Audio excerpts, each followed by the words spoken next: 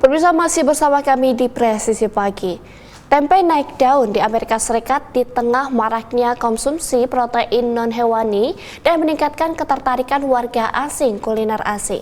Tempe khas Indonesia berpeluang besar bersaing di pasar Amerika. Menurut produsen di Bogor yang sejak tahun 2021 mengekspor tempe berbahan kedelai Amerika ke berbagai negara. Berikut laporan tim VOA.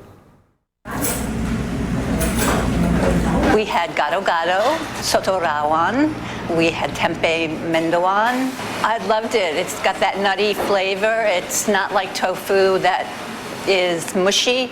It's got a firmness, and it's been available here in the United States for quite a while. Sebagai sumber protein non-hewani, pamor tempe semakin naik di Amerika Serikat, terutama di kota-kota besar seperti Washington DC. Tidak hanya bagi konsumen vegetarian, tapi warga AS secara umum. Cukup mudah mendapatkan tempe di supermarket dan di sejumlah restoran, seperti Artarini Indonesian di Maryland. Kayak kemarin itu kita ada acara di Library of Congress. Saya bikin nasi dengan orek tempe gitu.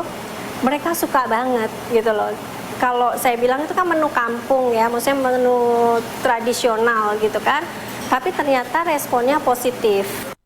Walau pengusaha restoran Indonesia seperti Arta masih mengandalkan tempe buatan lokal, peluang memasarkan produk tempe Indonesia di Amerika semakin terbuka. Inilah yang dibidik Azaki Food International di Bogor, yang sejak tahun 2021 mengekspor tempe ke berbagai negara, termasuk AS. Untuk produksi tempe ekspornya, Azaki menggunakan kedelai dari Amerika Serikat. Ketika kedelai di pasaran itu tersedia, otomatis kita pakai kedelai lokal. Tetapi ketika ketersediaan kedelai di pasaran itu tidak tersedia yang lokal, ya otomatis kita pakai yang impor. Seperti itu. Jadi lebih kepada ketersediaannya. Mungkin 50-60% kedelai impor dari Amerika yang masuk ke Indonesia itu digunakan untuk tempe. Sejak 2015, Azaki bekerja sama dengan US Soybean Export Council atau USEC, organisasi nirlaba yang mempromosikan kedelai produksi AS dan turunannya ke pasar global. Lewat Indonesia Tempe Industry Upgrading Program, USEC memberi pelatihan kepada ratusan pengusaha tempe tahu di seluruh Indonesia. Kita educate pengrajin tahu tempe untuk adopt better hygiene practice, misalnya jangan menggunakan drum bekas untuk merebus kedelai. Yuk gunakan drum stainless steel. Jangan menggunakan injak kaki untuk mengupas kulit kedelai. Gunakan mesin, gitu ya. Kami tidak terlalu fokus di awal untuk ke marketing side. Karena kalau kita mau fokus ke marketing, kalau mereka belum beres produksinya ya percuma gitu kan. Gitu. Dan Azaki inilah yang muncul sebagai champion di mana mereka sangat serius untuk berbenah gitu. Sehingga kita lebih arahkan Azaki untuk misalnya ke branding, marketing, packaging gitu. Lalu mereka boleh ikut pameran, ekspor ke luar negeri. Nah, ini adalah ruang produksi kering pemirsa, di mana kedelai yang sudah matang ditiriskan lalu juga dipak. Nah, setiap bulannya PT Azaki Food International memproduksi sekitar 60 ton tempe yang 70% diantaranya disalurkan ke Jepang, sementara sisanya diekspor ke berbagai negara seperti Korea, Taiwan, dan juga tentunya Amerika Serikat. Dan yang menarik adalah orang-orang Amerika sendiri menginginkan tempe dari Indonesia sebagai negara asal. The Indonesian is more flavorful. I think that there's more of the whole soybean or pieces of the soybean. It's just got a much nuttier flavor. You don't need to add anything. Kini Azaki bekerja sama dengan pihak ketiga dalam distribusi ke Amerika Serikat sambil menjajaki peluang lebih besar. Menurut Future Market Insights, nilai penjualan bersih tempe di Amerika Serikat tahun 2023 mencapai 4,2 miliar dolar dan terus berkembang. Dari Bogor, Jawa Barat dan Kensington, Maryland, Aryatna Budianto dan tim VOA. Pemirsa, kehadiran robot telah mengubah industri dan manufaktur selama beberapa dekade.